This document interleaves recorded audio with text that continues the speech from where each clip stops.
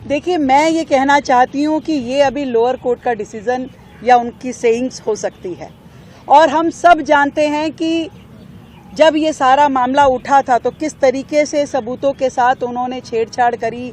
150 mobile जो है उन्होंने ख़त्म करने की कोशिश की, सारा उसका डाटा उड़ा दिया गया।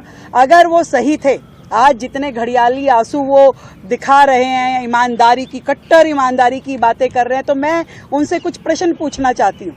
अगर वो सही थे तो क्यों जैसे ही जांच शुरू हुई तो उन्होंने अपनी ये लीकर पॉलिसी को विड्रॉ कर लिया, तुरंत वापस किया? अगर वो सही थे तो ऐसा क्यों किया गया?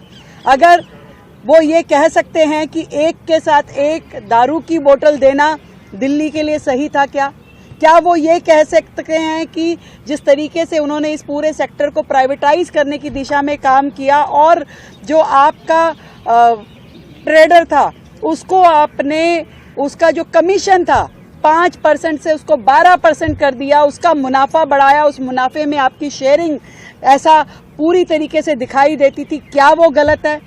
उच्च न्यायालय ने भी, सर्वोच्च न्यायालय ने भी समय समय पे अपनी टिप्पणी करके इस पे चिंता जताई और मनी लॉन्ड्रिंग के वहाँ पे कहीं ना कहीं साक्ष्य पाए गए।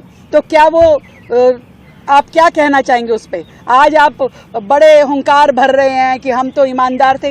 अरे ये सारी की सारी चीजें, एक चीज नहीं है, 20 चीजों में आपने दिल्ली की जनता के साथ बेईमानी की। क्या आपने शीश महल में दिल्ली की जनता के साथ बेईमानी नहीं करी? क्या आपने स्कूल घोटाले में दिल्ली की जनता के साथ बेईमानी नहीं करी? आपने कौन सी जगह छोड़ी? क्या काम आपने छोड़ा? आप जिस ईमानदारी की बातें कर रहे हैं, आज भी आप नौटंकी कर रहे हैं। आप वो व्यक्ति हैं जिसको 42 साइज की शर्ट आती है और 44 पहन के दिखाते हैं मैं कितना साधारण व्यक्ति हूँ। चप्पल पहन के आपको शीश महल से बाहर आपको रहने का मन नहीं करता। दिल्ली का शीश महल छोड़ के आप पंजाब के शीश महल में जाके रह रहे हैं। आप प्राइवेट जेट से नीचे बात नहीं करते। आप कह रहे मैं साधारण आदमी हूँ, मैं ईमानदार आदमी हूँ।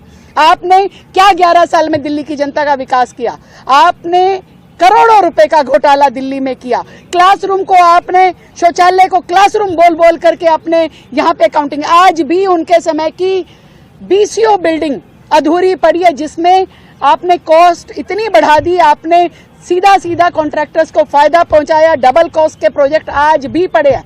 कितनी सारी आपकी योजनाओं में आज तक रोजाना घोटाले निकलते हैं कि जिसके लिए आपने सैंक्शन 10 करोड़ किया और 150 करोड़ का खर्चा हो गया, जिसके लिए आपने सैंक्शन ही नहीं किया और फिर भी सालों तक आपने उसका अमाउंट बांटते रहे और पता नहीं क्या क्या किया। तो दिल्ली की जनता ने पहले ही न्याय कर दिया था, पहले ही आपको सत्ता से बाहर कर दिया, दिल्ली से बाहर कर दिया।